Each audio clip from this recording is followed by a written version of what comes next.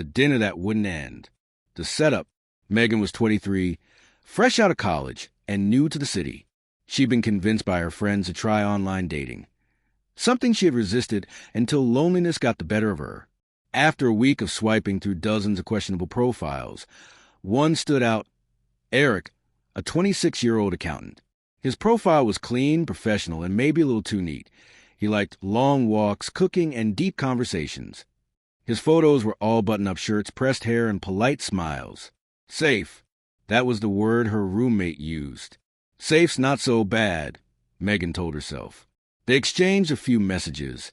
He wasn't particularly funny, but he was attentive, asking about her work, her hobbies, and her family. After a few days, Eric suggested dinner at a trendy Italian restaurant downtown. Megan hesitated. Meeting someone off the internet was always risky, but the restaurant was public, busy, and right next to a train station. Her roommate promised to keep her phone on all night in case of an emergency. So Megan agreed. First impressions. When Megan arrived, Eric was already waiting outside the restaurant. He was exactly as pictured. Tall, neat, pressed shirt, hair combed to perfection. Wow, you look even better in person, he said, smiling stiffly. Megan smiled back, though she noticed immediately how his eyes never quite met hers. Instead, they darted to the left, then the right, scanning constantly. Still, she brushed it off as nerves. First dates were awkward. Inside, the restaurant buzzed with chatter and clinking glasses. They were seated by the window, menus in hand. That's when the first red flag appeared. The talking begins. Eric began speaking about himself, not in the usual first date way, either. It wasn't small talk or polite storytelling. It was a monologue. Within minutes, Megan knew about his entire family tree, his job responsibilities down to minute, his diet, his workout routine, his struggles with lactose intolerance, and his 3 failed attempts at sourdough bread during the pandemic. Megan tried to interject, "Oh, I like to cook too." But Eric steamrolled over her, launching into a 15-minute tangent about why most people don't understand how to season properly. She nodded politely, trying to sip her water without looking bored. Then the food arrived. The control freak. Megan ordered spaghetti carbonara. Eric frowned. You know that's one of the heaviest dishes on the menu, right? Megan blinked. Yeah, I just wanted to try it. Eric chuckled, but it wasn't warm. No, it's fine. I just think people don't realize how much fat is in that dish. It's like eating a block of butter. But hey, your choice. Megan stared at him, fork hovering in the air. When Eric's salmon arrived, he explained in detail why it was the healthiest option and why everyone should be eating fish twice a week. Then, as she twirled her spaghetti, he kept giving her side glances. You know, he said after a while, if we keep seeing each other, I'd love to help you with your diet. I could make you meal plans, track your calories. It could be fun, like a little project. Megan forced a smile, her stomach turning. The phone incident. Halfway through dinner, Eric excused himself to use the restroom. Megan exhaled in relief, pulling out her phone to text her roommate. He's weird. Talks nonstop. Criticized my food. Not feeling it. Her roommate replied instantly. Do you want to call with fake emergency? Megan hesitated. Eric wasn't dangerous. Just insufferable. She decided to stick it out politely. But when Eric returned, he noticed her phone on the table. His smile vanished. Oh, so you're one of those people. Megan frowned. What? People who can't go 5 minutes without looking at their phone. That's really unattractive, you know? Her jaw dropped. I was just checking a message. Eric smirked. Sure, but if you're really interested in someone, your phone should be the last thing on your mind. That's just basic respect. Megan wanted to scream. Instead, she set her phone down and clenched her fork until her knuckles turned white. The bill. When the plates were cleared, Megan assumed they'd split the bill. She reached for her purse as the check arrived, but Eric slid it toward himself. Don't worry, I'll cover it. Relieved, Megan thanked him until he added, but I expect the second date's on you. Fair's fair, right? Megan froze, then forced a polite laugh. We'll see. The walk home. Eric insisted on walking her to the train station. Megan wanted to refuse, but he was already out the door, holding it open for her. As they walked, he continued his monologue, this time about their future. "You know," he said casually, "I can see this working long term. We balance each other out. You seem quiet. I'm more outspoken. You need someone to motivate you. And I need someone who listens. That's rare." Megan's skin crawled. "He doesn't even know me." At the train station, she tried to end it quickly. "Thanks for dinner. It was nice meeting you." But Eric leaned in for a hug that lasted just a little too long, his hand pressing against her back as she tried to pull away. "Don't ghost me," he said softly. "I can't stand women who ghost. Just be upfront if you're not interested." Megan forced a tight smile, muttered, "Of course," and darted into the station. Aftermath. Back at her apartment, Megan collapsed onto the couch, shuddering. Her roommate laughed in disbelief when she told the story. "Girl, that wasn't a date. That was a TED Talk from hell." Megan deleted Eric's number and blocked him on the dating app. The next morning, she had a new message in her inbox. It was from a different account, but the profile photo was unmistakably Eric. "Hey, you didn't message me back. Let's not play games. I know you felt the connection, too." Megan's blood ran cold. She blocked the account immediately. Over the next week, he messaged her from 2 more fake accounts. Each time, the tone grew sharper, angrier. The last message simply read, "You'll regret ghosting me." Megan reported him to the app, but the damage was done. She deleted her profile altogether. Reflection. Years later, Megan still tells that story when people ask about her worst date. "It wasn't scary in the movie sense," she says, "but it was the first time I realized how quickly someone can cross the line from awkward to controlling, and how important it is to listen to those early red flags." The spaghetti carbonara? She never ordered it again, just because it reminded her of Eric. And the worst part? She often wonders what might have happened if she'd given him a second date. 2. The locked door. The setup. Daniel had been single for almost 2 years after a rough breakup. Friends encouraged him to try dating apps, but he was reluctant. Finally, on a quiet Saturday night, he gave in and downloaded one. That's where he matched with Samantha. She was gorgeous, dark hair, big smile, stylish. But what really pulled him in were her messages. She was funny, engaging, quick with comebacks. After a week of chatting, she suggested they skip the small talk and meet in person. "I hate wasting time," she said. "Either we click in real life or we don't." Daniel admired the confidence. He suggested dinner downtown, but she countered, "Why don't you come to my place? I'll cook. I promise I'm a great chef." It wasn't what he expected, but after some hesitation, he agreed. It was risky, yes, but Samantha seemed normal. She had a job, hobbies, even mentioned her dog.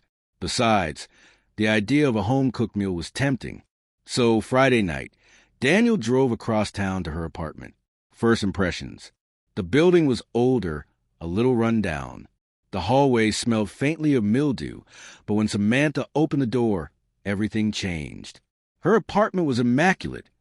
Candles lit, music playing softly, the smell of garlic and herbs filling the air. She wore a simple black dress, barefoot, her hair loose around her shoulders. "You made it," she said warmly, ushering him inside. Daniel relaxed instantly. Maybe his nerves had been overblown. The table was already set with wine glasses, and a pot simmered on the stove. Samantha poured him a drink, and they sat down to chat while she finished cooking. She was just as funny in person, teasing him about his cautious nature. "You're so polite," she laughed. Most guys would have jumped at free food without overthinking it. Daniel chuckled, sipping his wine. Maybe this was going to be a great night after all. The first red flag. Dinner was good, really good. Samantha could cook, just like she'd promised. They talked about work, family, travel. She asked questions, listened attentively, laughed at his jokes. It wasn't until dessert, store-bought cheesecake, that Daniel noticed something odd. When he excused himself to use the bathroom, he realized the front door had been locked. Not unusual, people locked their doors. But when he tried to unlock out of habit, the keyhole was covered with a strange metal plate. The lock looked tampered with. Weird, but maybe it was just an old building quirk. When he returned to the table, Samantha tilted her head. Everything okay? Yeah, just your door. The lock's unusual. Her smile froze for a fraction of a second before she waved it off. Oh, the landlord had some maintenance done. It's fine. Don't worry. But something about her tone didn't sit right. The shift, after dinner, Samantha suggested watching a movie. She dimmed the lights and curled up on the couch beside him. At first, it felt normal, comfortable. But as the movie played, Daniel noticed her staring at him more than the screen. Her smile didn't fade. You're different, she said softly. Daniel laughed nervously. Different good, I hope. Her gaze sharpened. Different, safe. He didn't know how to respond. She reached out, tracing her finger along his arm. You're not like the others. The locked window. Daniel excused himself again, this time to stretch his legs. He wandered toward the kitchen, glancing casually around. That's when he noticed something else. The windows were locked from the outside. Not just locked, bolted. Every window had thick sliding locks screwed into the frames. No one inside the apartment could open them without tools. His stomach tightened. When he returned to the living room, Samantha was standing now, watching him. You like exploring, don't you? She asked, her tone playful but edged. Daniel forced a smile. Just admiring your place. It's secure. Her lips curved into a smile that didn't reach her eyes. You can never be too careful. The conversation turns. They sat again, but the easy chatter from earlier was gone. Samantha began asking strange questions. Have you ever thought about how long people would notice if you went missing? Daniel blinked. Excuse me? She laughed quickly. Sorry, dark sense of humor. I mean, like, if you disappeared, how soon would your friends notice? Hours? Days? Daniel's heart pounded. He tried to keep his voice calm. Probably pretty quick. My friends and family check in all the time. She nodded thoughtfully, sipping her wine. That's good. Smart. Then, as if nothing was wrong, she leaned in and kissed him. Daniel pulled back slightly, his instincts screaming. He mumbled something about needing to get home early. The door problem. When he stood to leave, Samantha's smile dropped. So soon. Yeah, early work tomorrow. He lied. She followed him to the door. Daniel reached for the handle, heart sinking when it didn't budge. Oh, Samantha said casually. I must have locked it. She didn't move to unlock it. Instead, she leaned against the wall, watching him. Stay a little longer. We were just getting to know each other. Daniel forced a laugh. Rain check, okay? But I really need to go. Her eyes darkened. Why are you in such a rush? The escape. Panic clawed at Daniel's chest. He couldn't let her see it. Bathroom one more time? He asked lightly. She hesitated, then nodded. Inside the bathroom, Daniel pulled out his phone. He texted his roommate. Call me now. Emergency. Seconds later, his phone rang. Daniel answered loudly. Hey, what? Oh my God, yeah, I'll be right there. He rushed out. Phone pressed his ear. I have to go. Samantha. Family emergency. Her jaw tightened, but she didn't stop him this time. With exaggerated calm, she pulled a key from her pocket and unlocked the door. Fine, but we'll see each other again. Her tone made it sound less like a promise and more like a threat. Daniel muttered thanks and practically sprinted down the hallway, not stopping until he was in his car.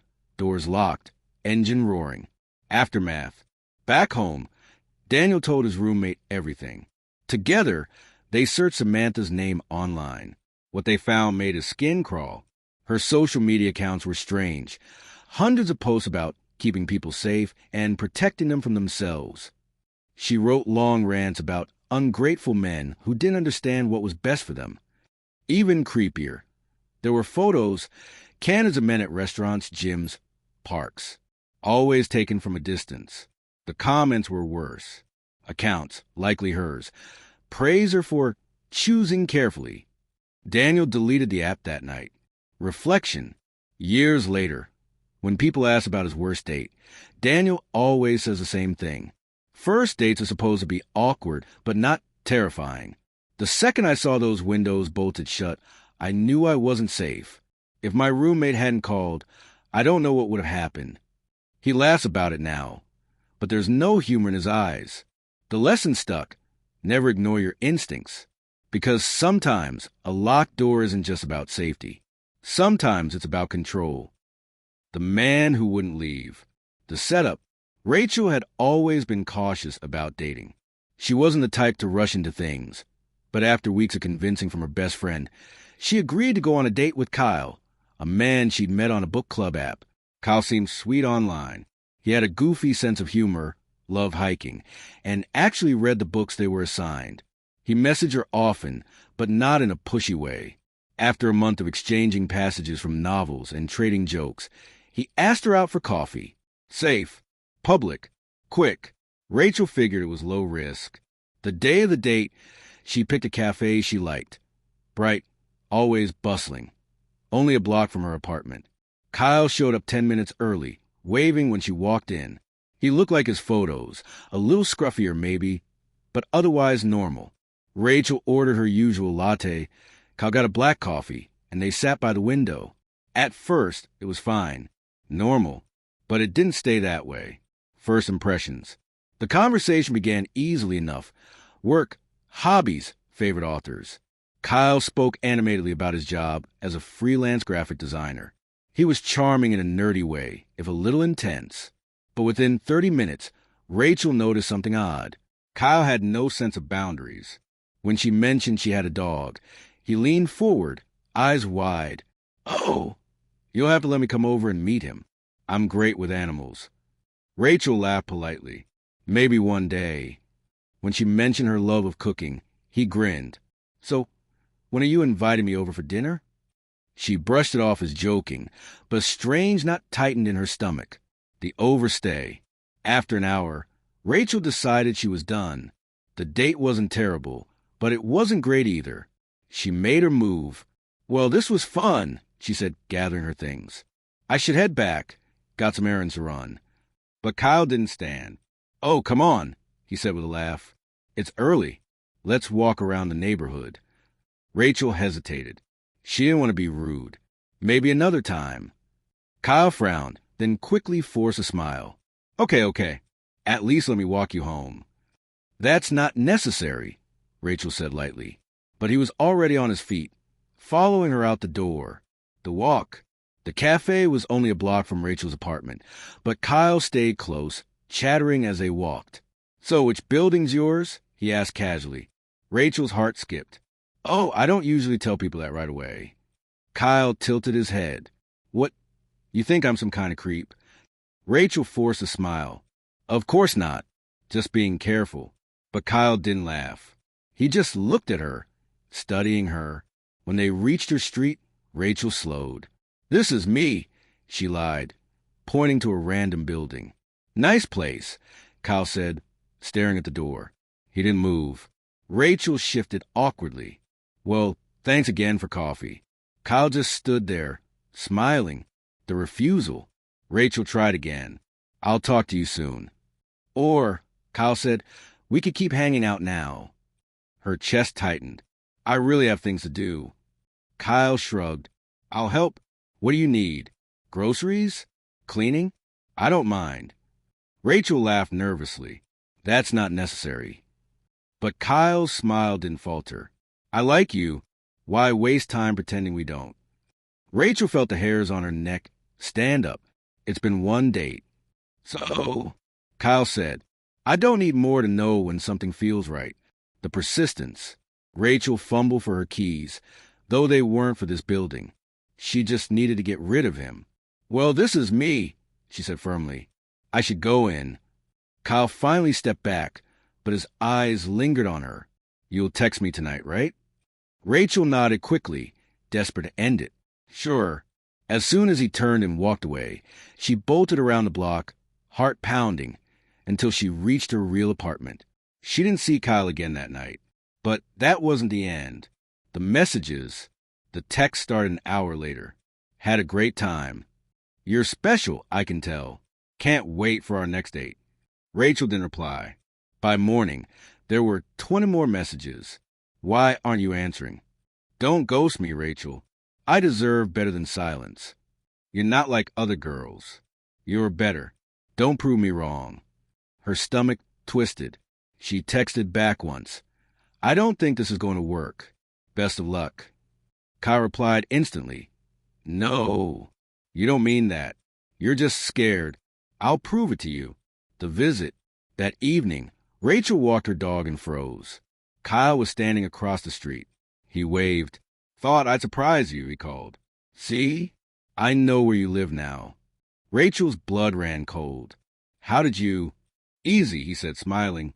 Followed you yesterday. I want to make sure you got home safe. Rachel's hands shook as she gripped her dog's leash tighter. You can't do this. Kyle tilted his head. I don't get why you're being weird. We had a great time. Her voice broke. You need to leave.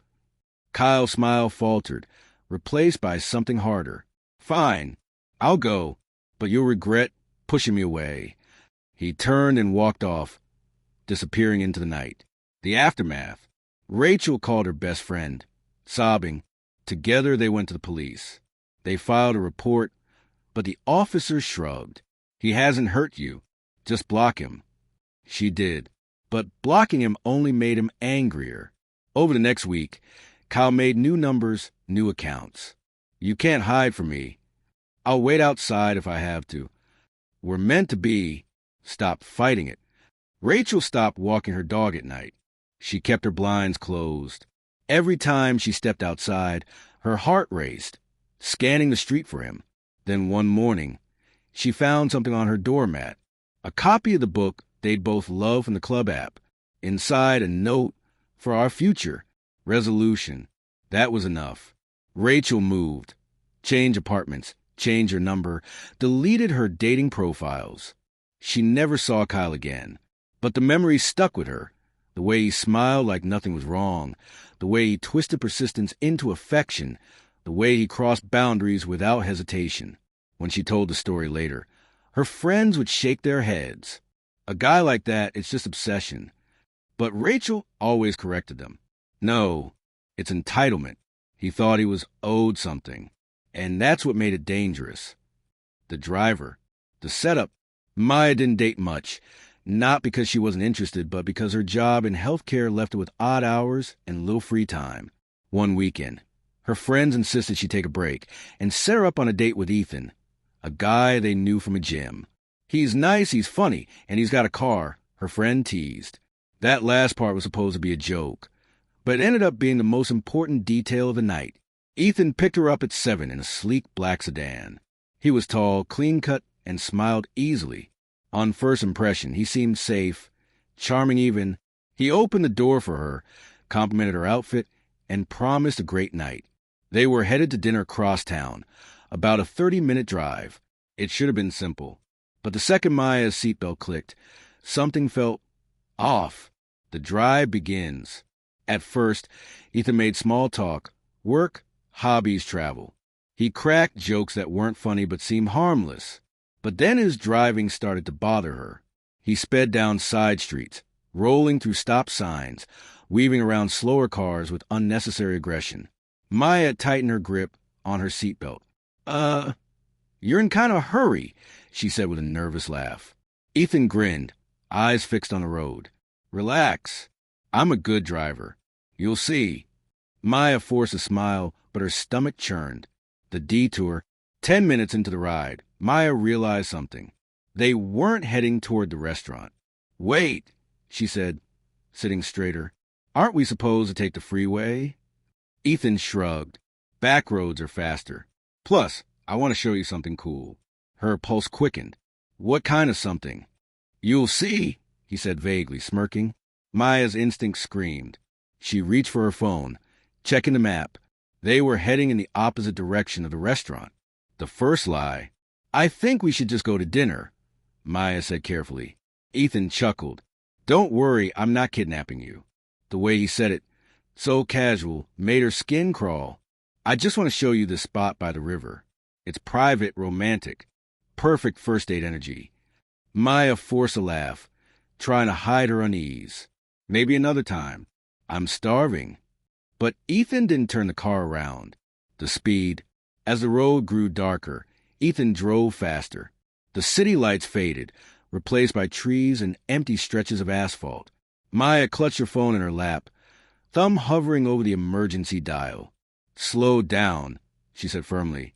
Ethan only grinned wider. Don't you trust me? Maya's voice sharpened. I don't even know you. For a moment, silence filled the car.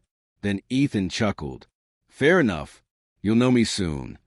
The river. Finally, he pulled off onto a gravel path and stopped near a clearing by the water. The river shimmered faintly under the moonlight. It was quiet. Too quiet. Ethan shut off the engine and turned to her, still smiling. See? Worth it, right? Maya's heartbeat thudded in her ears. We should go back. The restaurant? Forget the restaurant, Ethan interrupted. This is better. No crowds. Just us. He leaned closer, his tone shifting. You're even prettier in the moonlight. Maya pressed herself back against the seat. I don't think this is a good idea. The refusal. Ethan's smile faltered. For the first time, his eyes hardened. Why not? Because I don't feel comfortable, Maya said, her voice trembling. He scoffed, shaking his head. You're overreacting. I brought you somewhere nice, and now you're acting like I'm some kind of psycho. Maya swallowed. I just want to leave. Ethan sighed dramatically, running a hand through his hair. You know, girls like you always do this. Say you want something real, then freak out when a guy actually tries. Maya's chest tightened. Please, take me home. The explosion. Suddenly, Ethan slammed his fist against the steering wheel, making her flinch. Unbelievable, he muttered. I waste gas, I waste time, and for what? For some stuck-up girl who doesn't appreciate effort. Tears pricked Maya's eyes, but she stayed quiet. If she argued, it would escalate. Ethan glared at her, breathing heavily. Finally, he restarted the car, tires spitting gravel as he jerked back onto the road. Fine, I'll take you home. But don't think I won't tell people what a bitch you are. Maya said nothing, clutching her phone like a lifeline. The ride back. The drive back was worse than the first. Ethan sped recklessly, swerving around corners, blasting through yellow lights. He muttered angrily under his breath, insults tumbling out like venom. Waste of time. Should have known. Girls are all the same. Maya stared out the window, heart hammering, praying they'd make it back without crashing. When they reached her apartment, Ethan didn't slow down gently. He slammed the brakes, making her lurch forward. There you go, he snapped. Have a nice life. Maya scrambled out of the car, barely managing to slam the door before he sped off, tires screeching into the night. Aftermath. Inside her apartment, Maya collapsed onto the couch, shaking. Her phone buzzed with messages almost immediately. You're ungrateful. You don't deserve guys like me. You'll regret this. She blocked his number. 10 minutes later, he texted from another. Blocking me won't change the truth. By the third number, she turned her phone off completely. The fear. For days, Maya was terrified to leave her apartment. Every time a black car drove by, she froze. She had her friends walk her to work, double-checked her locks, even considered buying pepper spray. Thankfully, Ethan never showed up again. Maybe he moved on to someone else. Maybe he realized she wasn't worth the effort. But Maya never forgot the lesson. Sometimes, the scariest part of first date isn't what happens at dinner. It's getting into the wrong car. Reflection. When she told the story later, her friends were horrified. We had no idea he was like that, they said. But Maya knew the truth. Predators don't wear signs on their foreheads. They smile, they charm, they offer rides. And once you're in their car, you've given them control. That night changed her. She never again got into a stranger's car. She insisted on meeting dates in public places, always keeping her exit in sight. And whenever someone joked about being kidnapped on a first date, Maya didn't laugh. Because for her, the joke had come too close to being real.